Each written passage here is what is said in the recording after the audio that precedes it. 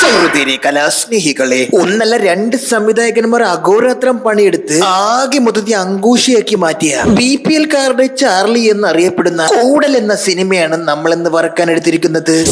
Cinema ആരംഭിക്കുമ്പോൾ തന്നെ police സ്റ്റേഷനിലേക്ക് ഒരു കോൾ വന്നുകൊണ്ടാണ് ആരോ തൂങ്ങി മരിച്ചിരിക്കുന്നു. ഇതാണ് തൂങ്ങി മരിച്ച മുഖം.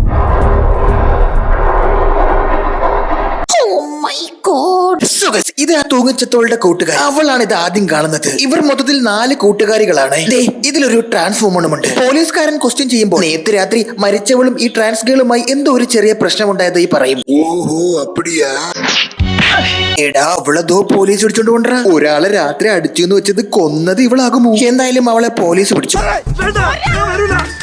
ശേഷം നമ്മൾ കാണുന്നത് ആരുടെയോ ഞരമ്പ് കണ്ടുപിടിക്കുന്ന കൂട്ടുകാരിനെയാണ്. നോക്കൂ, വർഷങ്ങൾക്ക് ശേഷമാണെങ്കിലും അവരൊരു ട്രിപ്പ് പോകാൻ പ്ലാൻ ചെയ്യുന്നുണ്ട്. ഏതോ ഇൻസ്റ്റാഗ്രാം പേജിൽ റാൻഡമായി കമന്റ് ഇട്ടപ്പോഴത്തേക്കും ഇവർക്കൊരു ട്രിപ്പ് പോകാനുള്ള അവസരം ലഭിച്ചിരിക്കുകയാണ് ഗൈസ്. പുല്ലിവിള് കുത്തേയില്ല, ഇന്നെങ്ങാനും കുത്തോ? ഇതൊന്ന് കുത്തി തരൂ. അവിടുന്ന് സീൻ കട്ടെ നമ്മൾ പിന്നീട് കാണുന്നത് അട്ടപ്പാടിയിലേക്ക് ട്രിപ്പിന് പോകുന്ന പിള്ളേരെയാണ്. ഇതാരത് ബാക്ക്ഗ്രൗണ്ട് സ്റ്റാർ ചക്കപ്പുഴ റാഫിയോ. ഇതിലും ബാക്ക്ഗ്രൗണ്ടിൽ കൂടെ നടക്കാൻ തന്നെ പണി. കണ്ണാപ്പിയല്ല, കണ്ണൻ. ശേഷം സിനിമയിൽ ഒരു അതിമനോഹരമായ പാട്ട്. ഇനിയാണ് നമ്മുടെ നായകന്റെ എൻട്രി.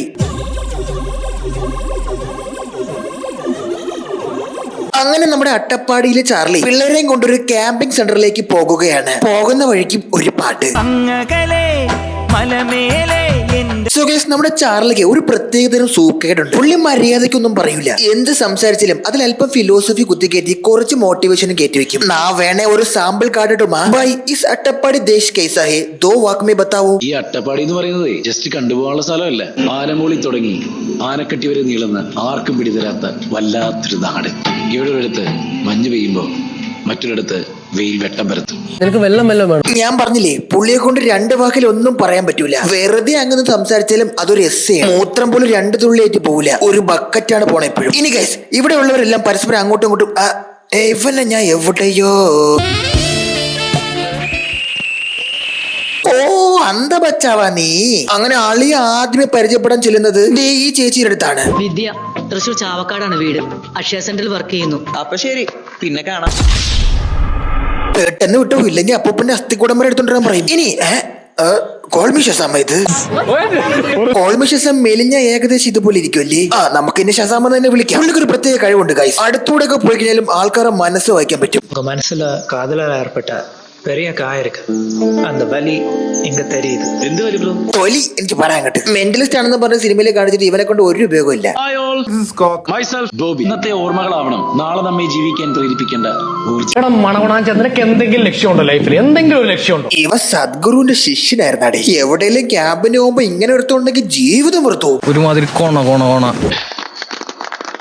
ഓ ഗൈസ്, നമുക്ക് എന്തോ മിസ്സായി. അവർ കൈകൊട്ടി കണ്ടില്ലേ? ലവ് എന്തോ ഫിലോസഫി പറഞ്ഞിട്ട് എല്ലാരും ഗതികെട്ടിരുന്ന കൈകൊട്ടനെയാണ്. നമുക്ക് അതിലോട്ട് പോകണ്ടല്ലോ അല്ലേ. തുടരാം. അപ്പൊ ഗൈസ്, ഇവിടെ എന്താണ് നടക്കുന്നതെന്ന് വെച്ച് കഴിഞ്ഞാൽ നമ്മുടെ നേരത്തുള്ള ട്രാൻസ്കളും ഇവരെല്ലാരും ഒരുമിച്ചാണ് താമസിച്ചു കൊണ്ടിരുന്നത്. ഒരു ബ്യൂട്ടി പാർലർ വെച്ചാണ് ഇവരെല്ലാരും കണ്ടുമുട്ടുന്നത്. പുള്ളിക്കാരെ ട്രാൻസ് ആയതുകൊണ്ട് തന്നെ മറ്റുള്ള കൂട്ടുകാരികൾക്ക് അത്ര താല്പര്യമില്ല ഇവരെ അടുപ്പിക്കുന്നത്. ബട്ട് നമ്മുടെ തൂങ്ങി മരിച്ച നിലയിൽ കാണപ്പെട്ട കൂട്ടുകാരി ഇവൾക്ക് റൂം ഷെയർ ചെയ്യാമെന്ന് പറഞ്ഞ് അവൾ ആ റൂമിലേക്ക് വിളിച്ചു വരുത്തുന്നു. അങ്ങനെ അവരെല്ലാരും ഒരുമിച്ചാണ് താമസിക്കുന്നത്. എല്ലാവരും ഫ്രണ്ട്സും ആവുകയും ചെയ്യുന്നു. അതിനുശേഷമാണ് ആ മരണമൊക്കെ സംഭവിക്കുന്നത്. പിന്നീട് അവരെല്ലാരും ഈ ക്യാമ്പിൽ വെച്ചാണ് കണ്ടുമുട്ടുന്നത്. ദുബായ്, ഞാൻ ഷഹബാസ്, മലപ്പുറത്തിന്റെ മണ്ണിൽ നിന്നാണ്. മണ്ണിൽ നേരെ നീന്തം മണ്ണിലെയോ.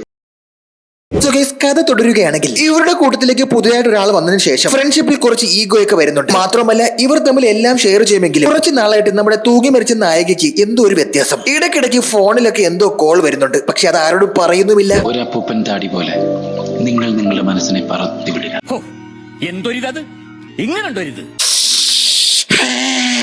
പുള്ളി എല്ലാരെയും കണ്ണൊക്കെ കേട്ട് നിർത്തിയിട്ട് സങ്കടമൊക്കെ പറഞ്ഞ് പൊട്ടിക്കരയാനൊക്കെ പറഞ്ഞ് മോട്ടിവേറ്റ് ചെയ്യും ആൾക്കാരെ.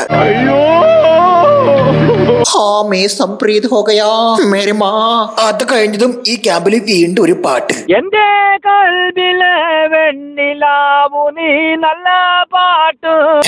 ഇതിനിടയിൽ ഇത് ആര് ഇറക്കത്തുനിന്ന് മുകളിലോട്ട് പർദ്ദയിട്ട് ഓടണ. സോ ഗൈസ്, അതിനിടയിൽ നമ്മുടെ ക്യാമ്പിൽ ഈ കുട്ടീനെ ആരോ വെള്ളത്തിൽ തള്ളിയിട്ട് കൊല്ലാൻ നോക്കും. കൂട്ടത്തിൽ ഒരാളെ ആരോ വധിക്കാൻ ശ്രമിച്ചു എന്നറിയുമ്പോൾ അവർ എന്ത് ചെയ്യുമെന്നോ ഒരു പാട്ടങ്ങ് പാടും.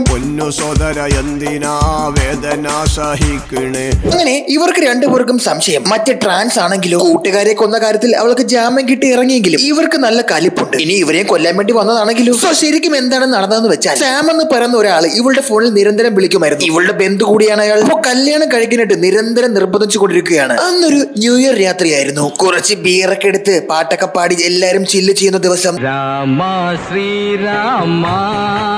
അതിനിടയിലാണ് ഇവിടെ ഒരു പ്രപ്പോസൽ നടക്കുന്നത്. നമ്മുടെ ട്രാൻസ് ഗേളായ അഞ്ജു ഇവളെ പ്രപ്പോസ് ചെയ്യും. പക്ഷേ ഇവൾ അത് വളരെ അധികം അങ്ങ് പുച്ഛിക്കും. ഇവൾ റിജക്ട് ചെയ്യുമെന്ന് മാത്രമല്ല മുഖത്ത് നോക്കി ഇങ്ങനെയും പറയും, ഒരാണിന്റെ കൂടെ ജീവിക്കുന്നതിനുള്ള അഭിമാനങ്ങളും ഉണ്ടാവുമല്ലോ. നിനക്കത് വേണം. ജെൻഡർ ഷെയ്മിങ് ചെയ്യണം. പക്ഷെങ്കിൽ അടിയൊക്കെ ഉണ്ടെങ്കിലും ഇവരത് നൈസായിട്ട് പറഞ്ഞങ്ങ് സോൾവ് ആക്കും. അടികിട്ടി തലകറങ്ങി അവൾ അവിടെ പോയി കിടന്ന് ഉറങ്ങും. ബാക്കിയുള്ളവർ മോളിൽ വന്ന് ചില്ല് ചെയ്യുകയും ചെയ്യും. പാത്രത്തിൽ ഞണ്ടു വീണാലൊടലൊടലൊടല.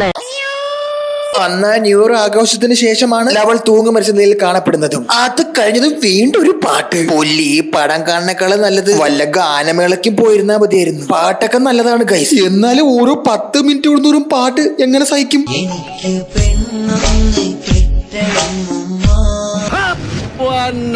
ഇതിനുശേഷം നമ്മൾ വിപിൻ ജോർജ് ഒന്ന് പറയുകയാണ്. വർഷം തോറും മാത്രം നടന്നു വരുന്ന ഒരു ആചാരത്തിന്റെ ഭാഗമായി ആ മലയുടെ അങ്ങേ അറ്റത്ത് കുറച്ച് കാട്ടാളന്മാർ ഡാൻസ് കളിക്കുന്നുണ്ട്. നമ്മൾക്ക് എല്ലാവർക്കും കൂടി അങ്ങോട്ട് പോയാലോ? ന്യൂ ഇയർ ആകാൻ ഇനിയും സമയമുണ്ടല്ലോ. അങ്ങനെ ആ ഘോര വനത്തിനകത്തു കൂടി രാവിലെ ഷൂട്ട് ചെയ്തിട്ട് നീല കളറിട്ട് എഡിറ്റ് ചെയ്ത് രാത്രിയേക്ക് വെച്ചേക്കുന്ന രാവിലെയിലൂടെ അവർ വണ്ടി ഓടിച്ചു പോകുമ്പോൾ പെട്ടെന്ന് വണ്ടി ബ്രേക്ക് ഡൗൺ ആവുന്ന പോലെ അഭിനയിക്കും. അങ്ങനെ അവർ ആ വണ്ടി ഇറങ്ങി തള്ളുമ്പോൾ ഇവർ രണ്ടുപേരും മാത്രമാക്കിയിട്ട് വണ്ടി നേരെ പോകും. ആ വനത്തിലൂടെ അവർ ഓടി ചെല്ലുമ്പോൾ വണ്ടി ഇവിടെ പാർക്ക് ചെയ്തിട്ടിരിക്കുകയാണ്. അപ്പോഴതാ അവിടെ നമ്മുടെ വിപിൻ ജോർജ് മാത്രം വന്ന് പറയും, മറ്റവൾ എന്നെ കൊല്ലാൻ നോക്കിയെന്ന്. ഞാൻ ഒരുവിധം രക്ഷപ്പെട്ടാണ് വന്നത്. ഞാൻ നിങ്ങളെ ക്യാമ്പിലേക്ക് നയിക്കാം, അവളെ നമുക്ക് പിന്നീട് പോക്കാന്ന് പറഞ്ഞ് ഈ കാട്ടിലൂടെ ഇങ്ങനെ കൊണ്ടുപോകുകയാണ്. അവിടെയാണ് പടത്തിന്റെ ട്വിസ്റ്റ് ഗൈസ്.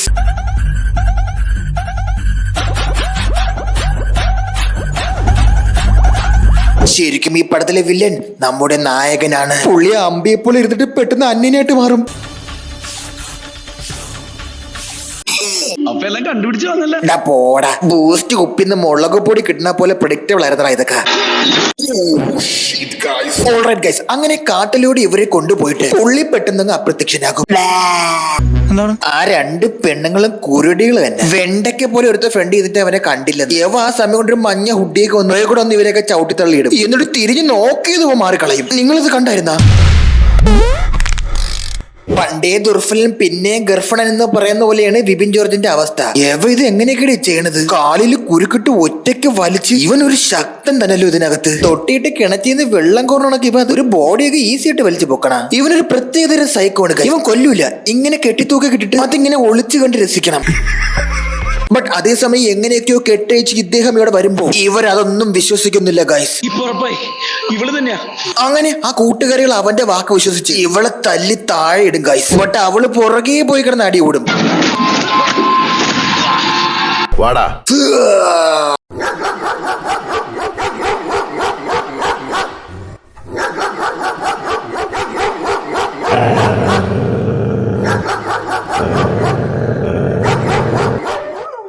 ഈ ഘോര ഫൈറ്റിനൊക്കെ ശേഷം അവിടെ കഥ പറയുകയാണ്. ശരിക്കും ഇവനും ആ മരിച്ചു പോയ പെണ്ണും തമ്മിൽ ഭയങ്കര പ്രേമത്തിലായിരുന്നു. അവർ ഒരുമിച്ച് ഒരു കൂട പിടിക്കും, ഒരുമിച്ച് കരിക്ക് കുടിക്കും. അതിനിടയിൽ അളിയൊരു ഉമ്മ വെക്കും. പാറമടയിലൊക്കെ പോയി വെയിലിലെത്ത വെള്ള കൊടയും പിടിച്ച് നിൽക്കും. അജാതി ആത്മാർത്ഥ പ്രണയമായിരുന്നു. ഇവനൊരു കലിപ്പനാണ് ഗൈസ്. ഒരു റെസ്റ്റോറന്റിൽ വെച്ച് കൊണ്ടുവന്ന ജ്യൂസ് 2 തുള്ളി വീണെന്നൊക്കെ പറഞ്ഞ് ഇവൻ വെയിറ്ററെ മുഖത്തൂക്കി കുരയ്ക്കും.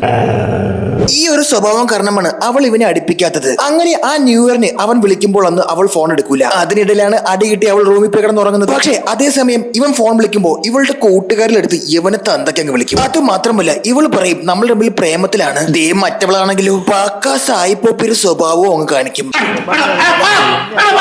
അളിയൻ തെറികെട്ട കലിപ്പിൽ നേരെ വീട്ടിൽ ഒന്ന് നോക്കുമ്പോ ഒരുത്തി അവളെ ചുംബിക്കണ്. പിന്നെ ഇവന് പേളകാൻ വേറെ വല്ലതും വേണോ? ഞാൻ എന്ത് ചെയ്തിട്ട് എനിക്ക് മാത്രം ഇങ്ങനെ ഒരു ബുദ്ധി? അപ്പൊ തന്നെ അവിടെ കിടന്നൊരു ഷോൾ എടുത്ത് അവളെ കഴുത്തിലിട്ട് മുറുക്കി ഒരു കൊലപാതകം അങ്ങ് വെച്ചു കൊടുക്കും. എന്നിട്ട് ആ ബോഡി അവ ഒറ്റയ്ക്ക് വലിച്ചുകൊണ്ട് പോയി ആകാശത്ത് അമ്പിളി മാമന്റെ അറ്റത്ത് കുരുക്കിട്ട് അല്ല എടാ ഇത് നീ എവിടെ വലിച്ചു കെട്ടിയത്? വായുവിൽ തന്നെ കെട്ടി വെച്ചാടാ അത്. അല്ല ഞാൻ ഒരു കാര്യം ചോദിക്കട്ടെ, ഈ മരള വെപ്രളം കാണിച്ച ഇവളാണ്? നോക്ക് എന്തോരം എക്സ്പ്രഷൻ ആണ് മുഖത്തിറണ.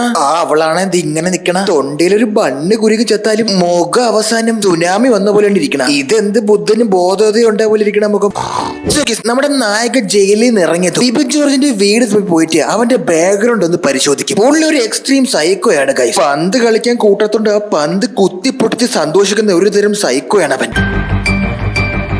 എന്തായാലും പടം ഇനിയും വലിച്ചു നീട്ടാൻ വയെന്നും പറഞ്ഞ് അടികൊണ്ട് പുഴുത്ത നമ്മുടെ നായകന്മാർ 3 പേരും കണ്ടി ഒരുമിച്ച് അവനെ ചവിട്ടി തെറിപ്പിച്ച് ഓരോരുത്തരായി വന്ന് പുറത്തു വീഴും.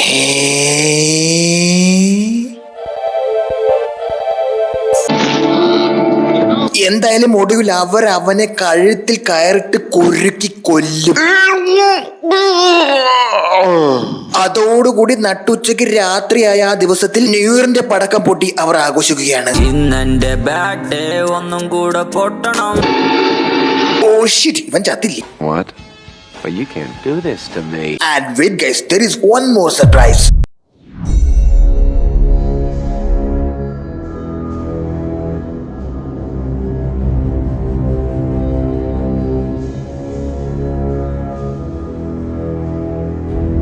സിനിമാക്കാർക്കിടയിൽ നമ്മൾക്കൊരു സ്റ്റാർഡപ്പ് ഉണ്ട്, പക്ഷെ പൈസ ഒന്നും തോന്നിട്ടില്ല. അപ്പൊ ശരി സുഹൃത്തുക്കളെ, ഇന്നത്തേക്ക് ഇത് മതി. നമ്മൾ ഇനിയും കാണും. Thanks. Love you.